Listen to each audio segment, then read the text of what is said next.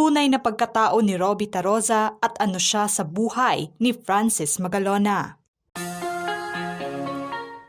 Naging matunog naman ngayon ang nagngangalang Robbie Taroza na may revelasyong inilahad sa publiko. Kilala si Robbie Taroza sa mga proyekto nito noon sa showbiz at napabilang din ito noon sa That's Entertainment.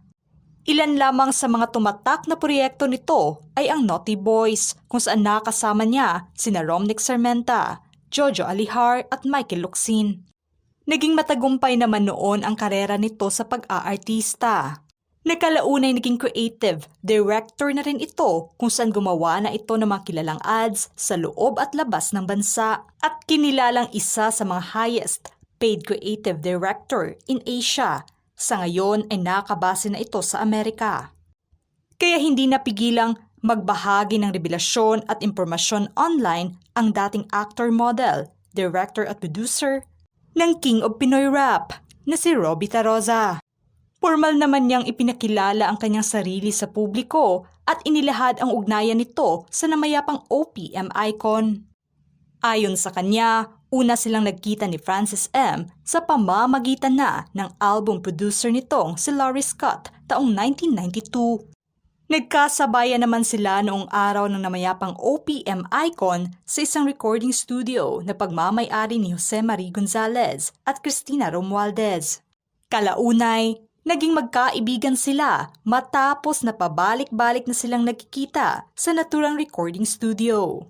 Lumipas ang mga taon, inilahad naman nitong naging katuwang niya ang kanyang dating kasintahan sa paghawak na ng mga major concerts sa bansa at Japan.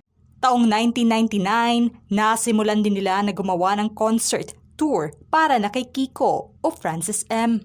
Aniya, na mga panahong iyon ay hindi gaanong kumikita ang concert nito na alam naman ng namayapang OPM icon.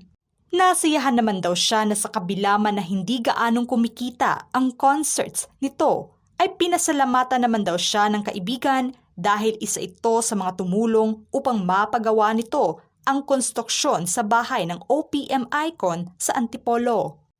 Tulad ng ibang kaibigan sa industriya, malimit na din ang kanilang pagkikita noon dahil nasa pagiging abala nila sa kanilang mga proyekto. Ngunit tuwing nagkikita naman sila at nagkakasalubong, inilarawan naman itong may utang na loob at mabait itong kaibigan. Pagdating naman ng 2007, nagkita silang muli nito sa Makati at dito na rin naikwento sa kanya ng namayapang OPM icon ang tungkol na kay Pia Arroyo Magalona at sa isang babaeng nakarelasyon umano nito. Sa mga panahong nagkikita umano sila ay parating nagbabahagi ito ng update sa kanyang buhay. Kaya naman, nang maibahagi sa kanya ng kanyang kaibigan ang tungkol sa babaeng nakarelasyon nito, ay may saya umano ito habang nagkukwento. Inilabas nga nito ang kanyang reaksyon at revelasyon tungkol na sa mga pumupuna ng ibinahaging istorya ngayon ni Abigail at paglantad ng anak nitong si Cheska. Kaya naman, hindi niya napigilang ibahagi ang estado ng relasyon ng mag-asawa na aniya. Wala kasi tayong divorce sa Pilipinas. Pero kung kasal, ang tanong, was Kiko married to Pia? Hindi. Kasi kasal sa ibang lalaki ito na may apelyedong Lim at may anak sila na sina Nicolo at Una. Base nga sa impormasyong aming nakalap na ikinasal ang dalawa sa Hong Kong at hindi sa Pilipinas. Base naman sa naging panayam noon ng OPM icon nang tanungin ito tungkol na sa planong kasal nila ni Pia Arroyo. Mismong ito pa ang nagpahayag na may intensyon itong pakasalan ang kasintahan at saad nito noon. Small wedding lang naman in Mandaluyong. Gusto kong maging legal para na sa mga bata.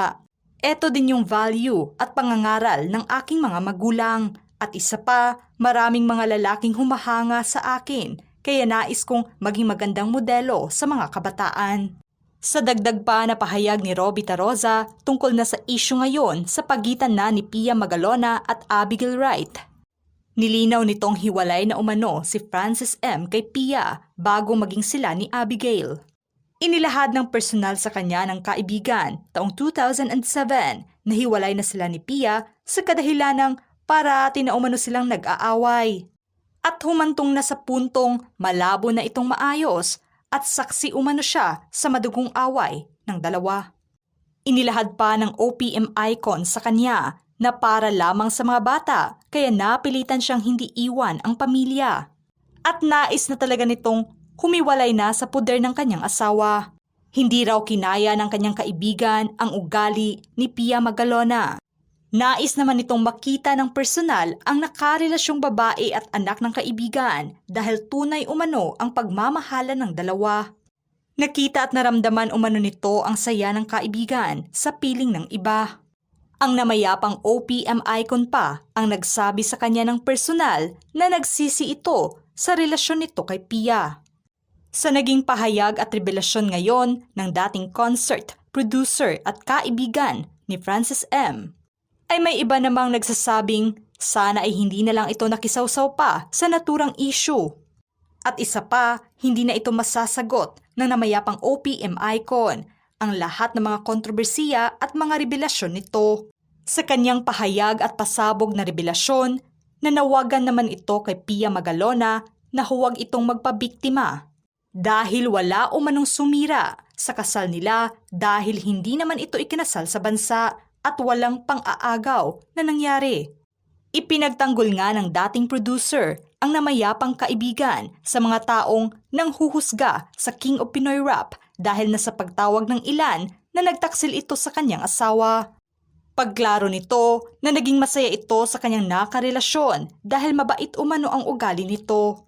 Samantalang muling lumitaw na naman ngayon ang mga litratong ibinahagi ng dating publicist ni Francis M. na si Pilar Mateo.